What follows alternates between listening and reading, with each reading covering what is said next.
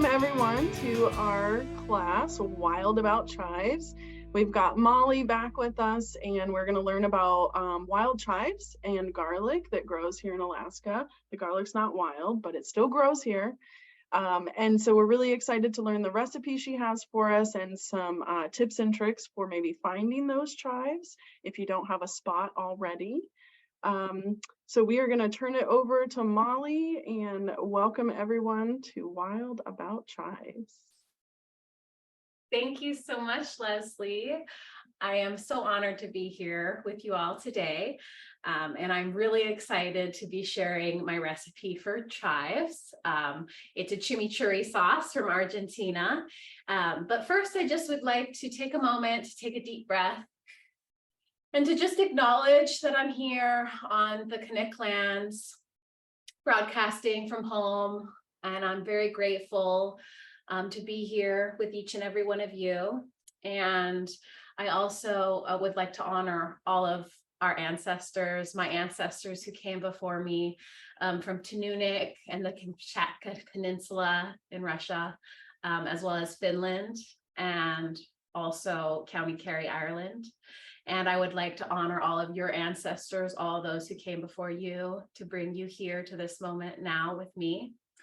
And I'd also like to honor all those who are yet to be born, yet to come into this world, and yet to learn about wild chives. But now we are here all together, and we get to learn about some Alaskan wild chives, some of my favorite spring greens.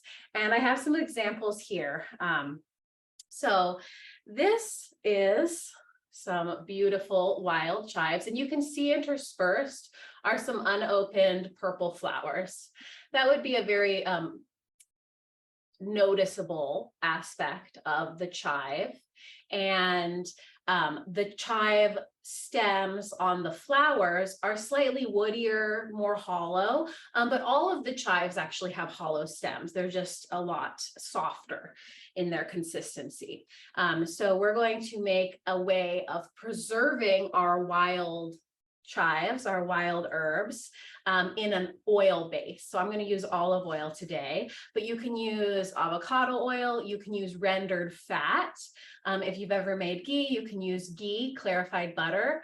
You can also use coconut oil. Coconut oil sets really nicely so that when you put it in the refrigerator, it's actually a solid. And then that way you can almost use it like a chive butter, which is really delicious. Traditional chimichurri sauce incorporates a lot of different spices. And so today I'm going to incorporate a lot of different spices. I've got, of course, the chives. They're the star of the dish.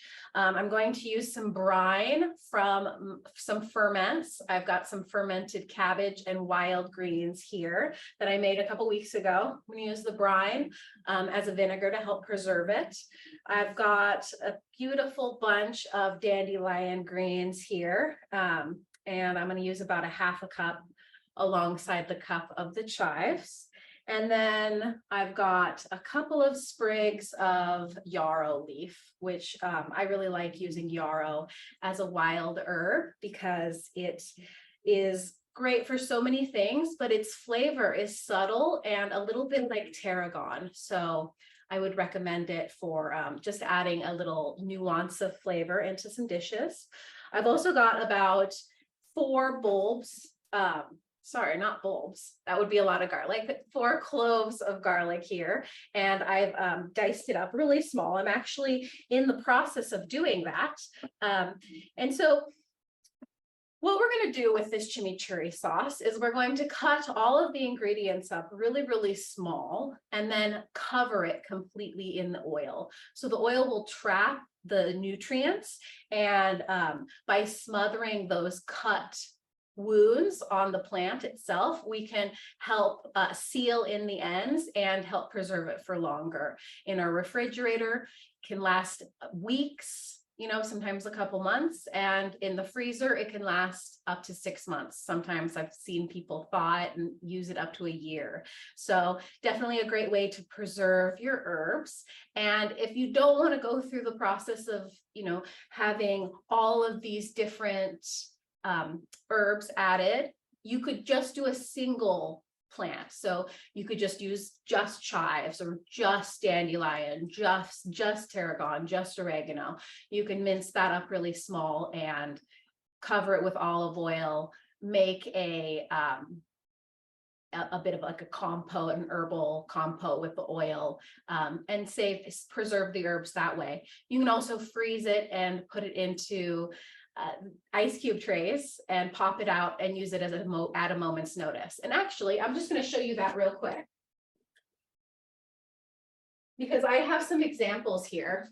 So what I made was, I have two that on this side, and that is just chives chopped and frozen with coconut oil. So I heated the coconut oil, poured it over, and you can see the chives changed color a little. And then this on the other side is with extra virgin olive oil, both from the freezer in an ice cube tray. And I didn't heat up the virgin olive oil, so it kept the greens nice and green. And you can actually see, if I can pull one out, you can see how beautiful this is.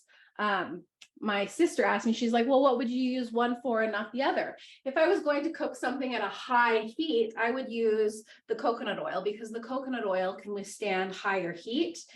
So maybe I'm going to cook some eggs and I throw a cube in there, let the oil melt, get the the chive sizzling, then crack the eggs. Super delicious, really easy, great to take camping.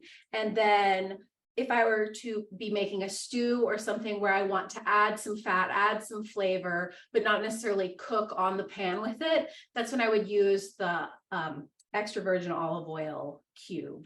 And they last really well in the freezer. It works just so well. And one of my favorite ways to prepare it, to save my herbs for future use, because that way you get to use it without having to dry the herbs, right? Because there's something about chives that loses a bit of its appeal when it's been dried into, it's almost like a husk of its former self.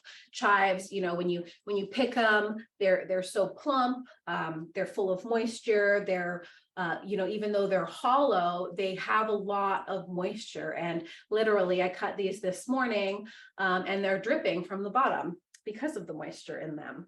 So let's get to making our chimichurri sauce.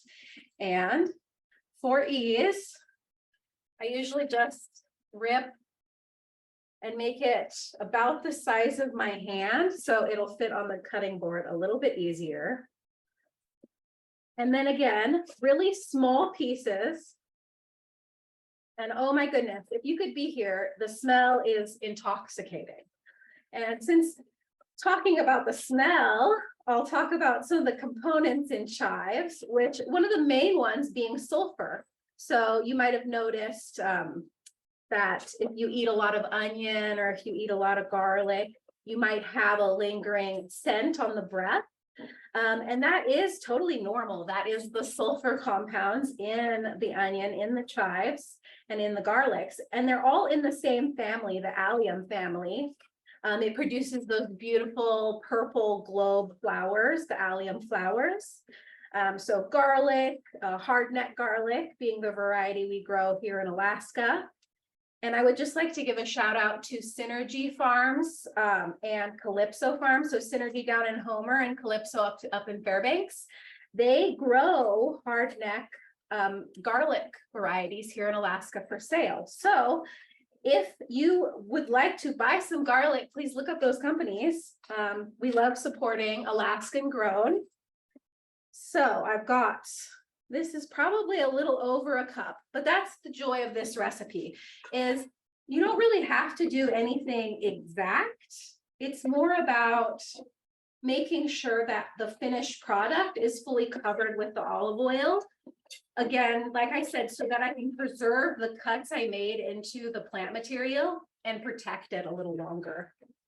So got this beautiful bowl of chopped chives. I'm going to add 4 chopped cloves of garlic. And then something I didn't mention that I'm going to add today. Some people like there's a little salty, and I like salt myself, but I don't like too much salt, because salt is added into so many things already.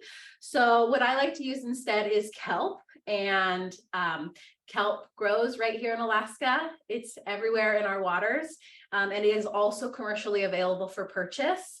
I know that the town of Cake, Alaska is now a major kelp producer. So it's a wonderful thing, adding more vegetables. Even if they come from the sea, they're still vegetables. So the kelp is high in iodine, naturally occurring. It's high in lots of minerals. And of course, the chlorophyll that makes it green. So in place of salt, I'm just going to put a couple sprinkles of some ground kelp. About 4 teaspoons, maybe a little less than that because they were pinches. Now I'm going to take my dandelion greens, and I picked through them earlier. I don't want any of the flowers. Ideally, we pick the dandelion greens before they have flowered. Once they flower, they get more bitter. So we want it just a little bit sweeter. Again, I break first, then I cut. Cutting it up really nice and small. And since these leaves are broader than the chives, I'm actually going to turn the leaves and chop them the other direction too, so that they can be just as small as the chives.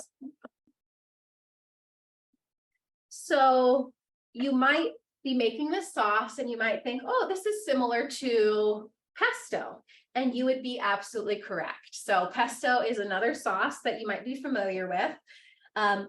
Its main herb is usually basil, and basil cut up really fine, covered in olive oil. Usually they add some garlic. Usually they add some pine nuts, also high in fat, also keeps very well. And so here's the beautiful dandelion added to the mix. So here is I've got some kimchi ferment. So it's got a little spice in here. Now what we're making is chimichurri verde, which is Spanish for green. And we're not making chimichurri rojo, red sauce. So that would use different types of plants, lots of red chilies. So the plant material is green predominantly, it's a verde. And also, even though it's a green sauce, we could use red chilies. So there are red chilies in this kimchi, and that's perfect. That's going to add just a little bit of spice. So I'm going to add some of the brine, none of the solid material. So I'm actually just taking the brine right out of my sauce, out of my kimchi container, and putting it directly in. And I'm going to do about 2 tablespoons, maybe 3. Each one of these is about a half a tablespoon. Okay. Mix that all together. And that just barely wets the greens. So then we come in after we coat the vinegar over all of the greens, come in, add our 1/2 cup to 3/4 cup of olive oil. And I put 3/4 cup in here, and I'm just gonna see how a little bit mixes, because you want a nice thick consistency, but you also still want enough of the olive oil to cover fully. So I think I'm going to have to use all of this, and I might even have to use more because I grabbed a really large chunk of chives this morning because they just looked and smelled so good. And this is looking really good. So you could keep it at this level, this thicker level sauce with just a little bit of the olive oil running off. But if you wanted to keep longer in your refrigerator, then I would suggest adding a little more olive oil. So this is ready to be consumed as is. Although I didn't add all of my yarrow, so I definitely want to add that because I just know it'll taste that much better. And in talking a little bit more about the sulfur compounds that are found in garlic and chives and the allium family, That is, sulfur is known to boost the immune system. So that's another reason why, as a spring green, it's so wonderful. Here's my yarrow. As a spring green, boosting your immune system during the cold and flu season is always a good idea. That being said, the harvest time for wild onions is from spring until October, right? As long as they're alive, they will be producing their leaves. So when we look for chives, where do we look? Where do I find my wild chives, right? So chives like water. They're really water rich. They have the hollow tube, much like a reed. So it's an easier transmission of water into the cells. So we're thinking freshwater lakes, freshwater rivers and streams, also closer to sea level, right? We don't want to go high altitude, even in Alaska. So chives are found around the entire circumpolar north and also the circumpolar south. So I was lucky enough to visit Argentina back in 2018. And while I was there, I learned about this wonderful chimichurri sauce. It's an Argentinian delicacy. It's used with most everything they eat, and their diet consists largely of animal products. So it's often consumed with meat, and the minerals and the nutrients that are found in the chives, including the sulfur, actually helps us digest the meats themselves, right? So the sulfur, it increases the appetite. It's a warming sensation in the gut. It's got vitamins A and C and E, trace minerals like iron, calcium, and copper, with magnesium and zinc. Not to mention the sulfur. The sulfur is kind of the main show in this particular plant. So not only is it all of those wonderful things, but it's also antiseptic, right? So you could do a foment. You could create a wild foment to put on cuts or injuries to decrease the chance of sepsis. You can use it as a hypotensive, right? So if you have high blood pressure, right? Hypertension, hypo, we can bring down our blood pressure by eating more garlic, eating more chives, eating more sulfur-rich fruits and vegetables. So traditionally in Alaska, it was also used to treat worms and parasites because that was a part of our life, right? It still is a part of our life, but through modern medical miracles, we're able to take a pill to kill parasites. We're able to take antibiotics and all sorts of things. And so we're actually, traditionally, we would use both internally and externally wild chives, wild garlics, the allium family, to cure us of those parasites. And I won't get too graphic, but yes, they can be used externally, and parasites will come out at night. So yes, we can use that same fomentation that we would use on a cut or a bruise, and we can use it on other parts of our body to help with common maladies. And parasites are more common than you might think. Worms, eating undercooked fish, undercooked meats, more common than you might think. So that being said, still love chives, of course. We've got it being covering the circumpolar, right? Both ends of the globe. Chives grow everywhere. You just need to know where to find them. So thinking like along a mountain range, at the base of the range, there will be rivers. Along those rivers, we've got low altitude, right? Because the lowest part of any valley will be where the river runs. And so alongside that, and in the spring is when I like to go exploring those areas. So if you don't already have a patch of chives, then springtime is the best time to go explore, because they're going to be the first things out, and they're going to be unmistakable from the grass. They're going to be really easy to spot later on in the year.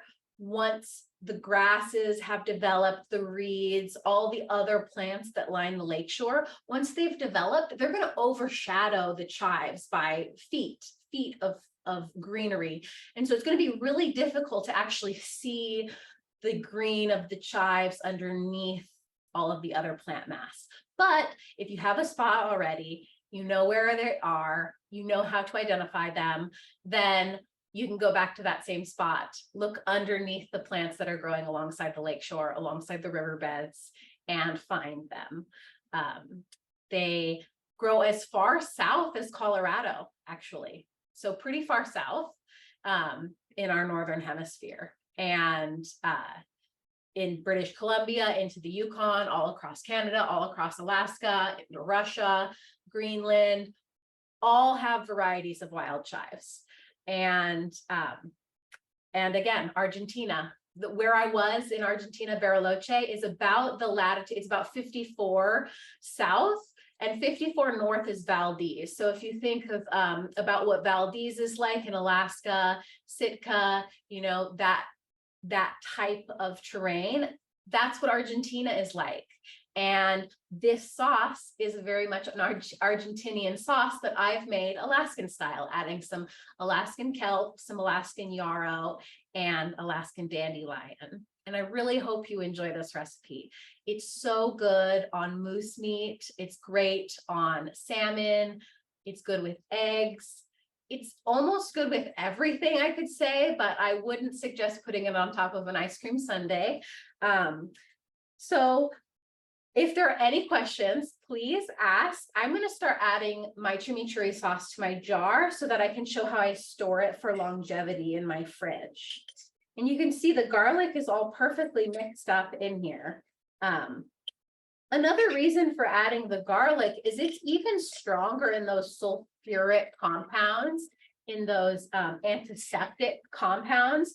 And so actually just the fact that we're making this product with a plant that is antiseptic is going to quell some of the bacteria, some of the germs, so to say, that would be living in the jar, in the greens, that could potentially cause it to go bad quicker. So this just helps it stay good for longer.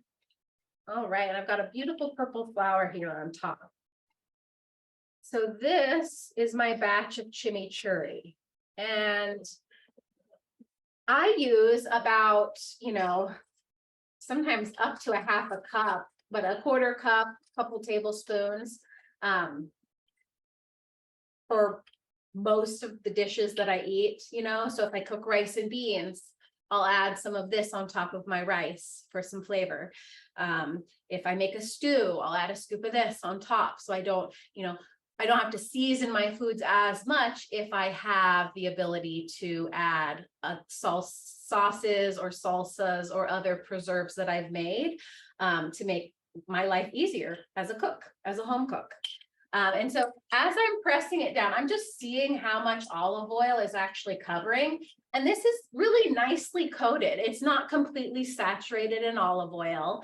If I eat this within the week, it'll be fine.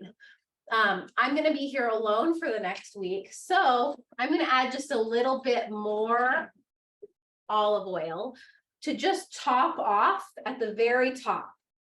And that way the oxygen won't get to my plants, causing them to oxygenate and turn brown and start to sour. So this is actually all ready to be put in the fridge and stored up to 3 weeks. Hopefully I'll eat it before then. I probably will. And hopefully you and your family will enjoy this quickly as well. Once they get a taste for it, I guarantee kiddos will be asking for this, especially with moose meat. So if there's any questions, please ask away. I'm happy to answer any and all questions. Yeah, Molly, I'm going to ask a question. I was just, I was going to look, for my copy of Janice Schofield's Discovering Wild Plants, which we refer to as the Old Testament. Yes. I have to say, I'm, almost ashamed to admit this. I don't think I've ever found wild chives. I have, I do have some growing in my garden. So maybe I've never really been motivated to look, but I'm also a little bit scared because I know there's other plants growing near wild chives. Or can you talk a little bit about some of the poisonous plants that we should be aware of maybe when we're hunting for wild chives? Sure. So, I mean, I can get really into the poisonous plants and like kind of dissect that. And I feel like it would kind of defeat the purpose because they're all just so different when you get to the root of it. Like when you pick up the chive plant, when you meet it in the wild, right, you're gonna start seeing these purple flowers. So that's the first indicator. And the second indicator is the smell, right? So you'd break off a piece and you'd smell it, and it should smell like garlic or onion, right? Pretty noticeably like garlic and onion. And that's something that the false onions don't have, right? They won't have that smell. And the other thing is on one of the leaves that doesn't have a flower, just one of the fronds, when you break it in half, it's completely hollow, like totally hollow. You could use it as a straw. That is another sign that this is a true chive. And you can dig once you find true chives. And I love that you brought it up that you have chives in your garden already. So there are chives that you can buy at the store that are hardy for this zone in Alaska, and they will come back year after year. They're perennial. They're wonderful plants to have in the garden. That being said, if you find Alaskan wild chives, dig up a little, right? Harvest a little, leave some for the next people, leave some for the fairies, leave some for the ancestors, leave some for those yet to come. And then possibly within your quantity for your limit for harvest that day or in that area, dig out a little, right? So you dig out a pretty big clump, but then once you have that clump, you can break them apart just like starts, and you can plant them bulb by bulb in your garden and actually transfer the wild chives from where they are in the wild to your yard. Because for a home cook, having to travel long distances to get our foodstuffs is kind of a pain, especially if things are starting to come into fruition really quickly and we need to be in, maybe like 3 different terrains all in the same time frame around spring or around fall, it becomes really difficult to be one person in 3 areas. So instead, I bring the plants to me now that I have a home here in Alaska, a garden. Before that, I actually used to cultivate a forest garden. So I actually had a place I hiked out to. I would hike off trail a ways, a little under a mile off the trail near a stream by where I used to live in Colorado. And I actually would grow some of the plants, transplanted some plants there just so they would all be in one area. And I had the stream nearby that I could water. I rented when I was in Colorado, so I just didn't feel like I had the time or money to put in a full garden. But here in Alaska, the plants are all around us. It's, really ultimately an answer to your question, Emily. It's just going out there and looking and testing and tasting, maybe not tasting, but like using your other senses to essentially taste the plant, right? Our sense of smell informs our taste so much. So just like breaking it up really small, really smelling what it is. And we can use that sense of smell to inform our foraging because it is such an important part of it. So not only are we looking for different color greens, like really remembering this color green, like I would describe chive green as a very verdant green with a hint of like a yellow green, right? So like as it gets closer to the base, there's a yellow green, but near the tips, it's this dark green, and there's a hint of purple in the flowers. So I'm a big proponent of learning to use our eyes as well and notice the different colors in the plants, because this color green is going to be utterly different than the grasses and the other water veins and all the other things that are growing alongside in that area. That once you get the eye for this green, you'll be able to spot it from a distance. And then most of the time when you spot it from a distance and once you get to it, pick a little piece, smell it, you know, investigate it, make sure it's hollow. You can even dig a little bulb out, make sure it's bulbing at the bottom, much like a spring onion or green onions that you would buy at the store. It should have a nice little white bulb at the bottom coming to the frond leaved heads. So that's my best advice for you for finding your wild chives. Thank you. That's really, really helpful. You're welcome. Are there any other questions? Check my time. Oh, great. So I did one other thing. I was playing around and I was thinking, well, I chop up the herbs pretty fine when I make the sauce, but what if I blended it, right? I have a Vitamix. I love blending things, love to see what can blend. So I actually ended up blending some of just the chives with some olive oil. And then I froze that into some ice cube trays and it made these beautiful green cubes. But what I know about plants is that I've used the blender to speed up digestion, right? I've broken down the cell walls. So that means they're essentially pre-digested cubes of chives. They will be really easy for me to digest and all the flavors right there at the surface. They'll be great added to a lot of different dishes, but ultimately I'm going to need to use these a lot quicker than I'm going to use the cut chives because of what I was saying. I've destroyed the cell walls.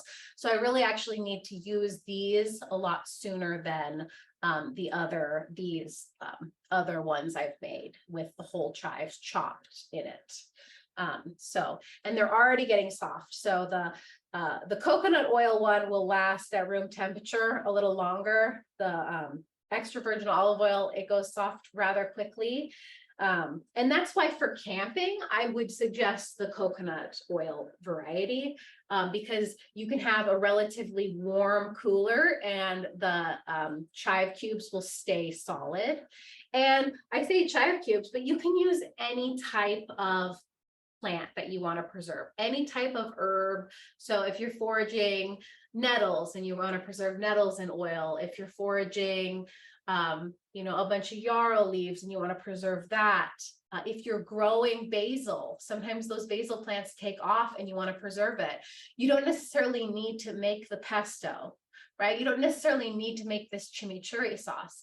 You could just use the simple principle of covering in olive oil to help preserve the herbs. Simple as that. It can also just sit on your countertop for a week covered in oil. And sometimes if we use a little bit less herb to more oil, we would make then infused oils where eventually we would strain out all of the plant matter and be left with a beautiful, tasty, scented, and flavored oil that holds some of the medicine from the plants that we pick. So I'm going to show you one more thing.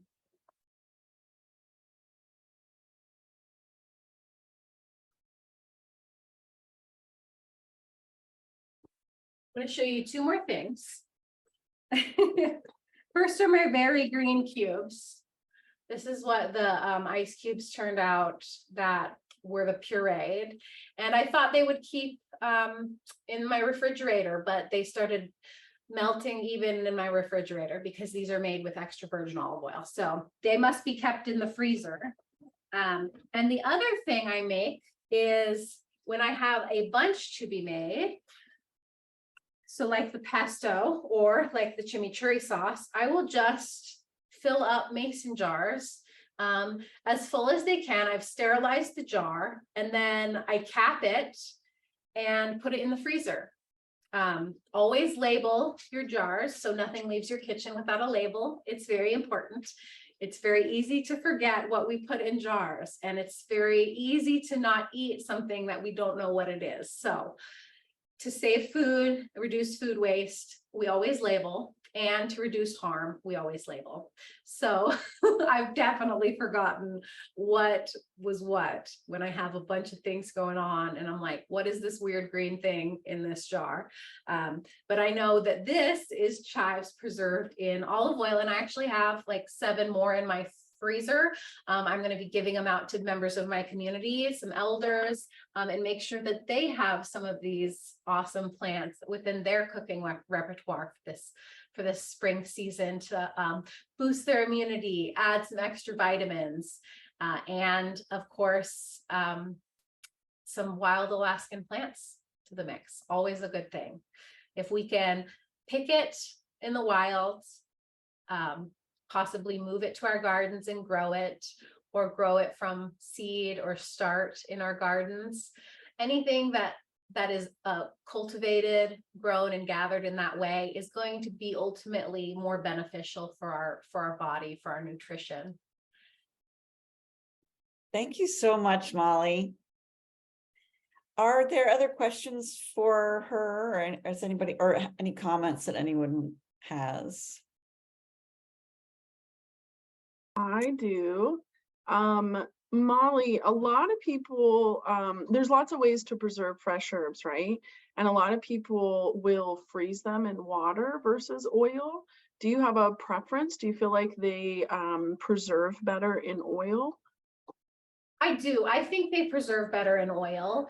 And, you know, of course, you always want to coat whatever you're freezing in some kind of liquid, right? If we put just the plants in the freezer, they would get frostbite essentially really, really quickly. The water within the cells would burst from freezing, and then they get brittle. They don't taste very good. We might notice that with our meats, right? If we don't vacuum seal it really well, and if any air gets to the meat, then it can turn brown. It's easier to get that frostbite, I call it, but it's freezer burn. Yeah, freezer burn. We don't want freezer burn on our plants or any of the foods we consume. And so, yes, covering it with water works great. Because again, it's creating the same atmosphere outside of the plant as it is inside of the plant. So when the water inside of the plant freezes, the whole surrounding material freezes.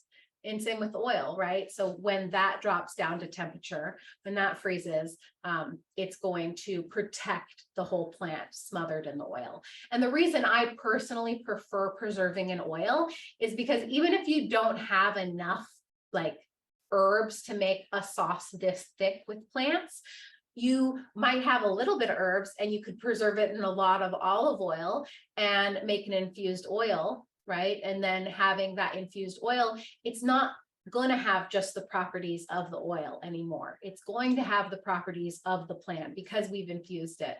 We've made a botanical infusion essentially. So those trace minerals that I mentioned, as well as the vitamin A and C and E that are inside the chive specifically, if we preserve it in the oil, we can actually capture the essence of the plant, tincturing it essentially in the menstruum of oil being the menstruum that holds onto the medicine of the plant. And then we can actually like use that in other applications. We could put that oil on topically, you know, onto a cut, something that needs some antiseptic. Take it internally as an internal lubricant for reducing parasites or worms if maybe young kiddos have that. Giardia, right? Giardia is a common parasite here in Alaska. The beaver fever, right? They call it because of the beavers. It's from the beavers in our lakes and ponds, right? So if our kiddos are swimming in that and they drink the water, what can we give them? We can give them some of this infused olive oil that has high sulfur that will help kill the parasites because the parasites can't live in that environment. So from that traditional perspective, right, I find that using oil works really well. Also, if we're harvesting our own animals, then we have access to the animal fats. And a lot of it we cut off, right? We don't cut off all of it, but we do cut off some of it. And that fat can be rendered. And we can render down that fat, render the impurities out, cook it down, create our own oils, right? We talk about pressing seeds like olive oil, nuts and seeds. We don't need to do that to get the fat, to get the oil, to save these herbs, to preserve these herbs. So say we're up the far north and we have whale blubber, we could render that fat down and use that as the oil to cover our herbs. A gudok is a great example, right? Making, preserving berries in fat, right? Essentially the same thing. It's just whipped fat.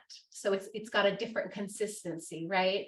And so traditionally we wouldn't use sugar in our agudok. It's just the sweetness of the berries, right? And then there's even fermented, right? I added fermented vinegar from my kimchi ferments, and in a gudok they add fermented seal oil, right? So it's kind of an interesting play in that it's a combination of some ferments mixed with plant life that is still alive, that hasn't been dried or preserved in any other way, and then adding the fat to preserve it, to increase the nutritional value as well, because we live in the Arctic, right? We need fats in our diet. Definitely fat is the number one thing keeping our brain operating functionally, right? It keeps women's menstrual cycle regular. It helps men in their reproduction cycles. So fat is our friend, and we can utilize fat in so many different ways to not only preserve our foods, but also to help heal our body from the inside out. Many different cultures and traditions use fat as a way of, some massage oil onto their tongue. Some people do daily oil massages on their whole body, oiling their hair, oiling their face, their eyes. Oil from any source has long been used in human history as a way of not only cleansing our body, strange as it may sound, externally and internally, but as a way to preserve our foods, as a way to supplement our diet. If we're making pemmican, which is a way of drying out meat, grinding it up, and then reintroducing the fat from that same animal and making it into, preservation bars that you could eat for subsistence living. Pemmican has been used for centuries and is actually quite delicious. And that's another way we use fat to preserve it. And water just doesn't do quite the same thing, right? So if I were to cut up my herbs, put it in my ice cube tray and cover it with water, yes, I could add that to stews, but when I saute with, it loses a little bit of its there's kind of this plumpness about herbs that the oil helps support. And I feel like whenever I've frozen herbs in water, something about it, almost as if the water leaches some of that goodness out, and it does. The water is pulling some out, but I want to drink that water then, instead of having it in. Although I know it all adds same flavor to my dish, still there's something about preserving an oil, and I love that you can use any kind of oil that you have on hand or that you're able to make. So all of those work wonderfully. And I hope that answered your question. I think so. Thank you, Molly. There are just a couple other comments. Shante was asking if you'd be willing to present a cooking class at the Indigenous Food Conference. Oh, good. She's here. Hello. If you'll have me. And Shante was also saying that she uses tallow as a moisturizer, and then, oh, there she goes. She's unmuted now. Awesome. Thank you. I was trying to unmute myself, but I wasn't able to. But yeah, Guyana for having this. This is awesome. But yeah, he just turned 15 weeks on Monday. So happy baby. Yeah. And he probably needs a nap soon. But he's been watching this as well. Yeah, watch out, those are contagious. I know. But yeah, I work for the Intertribal Agriculture Council, and we're going to be having a conference later this year that's based on like, traditional foods. Since, we're a Native organization and I'm also Yupik, so Waka cousin. But yeah, so we're hoping to have folks that are able to like do presentations or cooking classes or what have you on like some of our traditional foods. And so something like this would be perfect. And so, yeah, I was wondering if you would be willing. Yeah, sign me up. Okay, awesome. And yeah, Emily, she kindly gave me your contact information, so I'll keep you posted on that. Excellent. And then could you tell me how you use your tallow and how you make your tallow? Because I love hearing about that.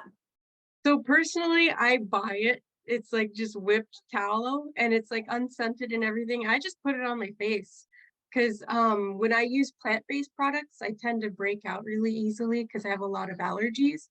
And so with the animal products, like it keeps my face really clear. It's really moisturizing. And yeah, I love it. You ever put it in your hair?